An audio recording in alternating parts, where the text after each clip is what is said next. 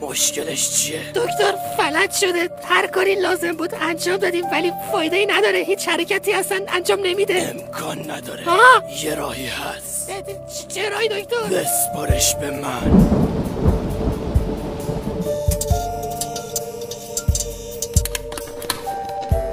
1 2 3 1 2 3.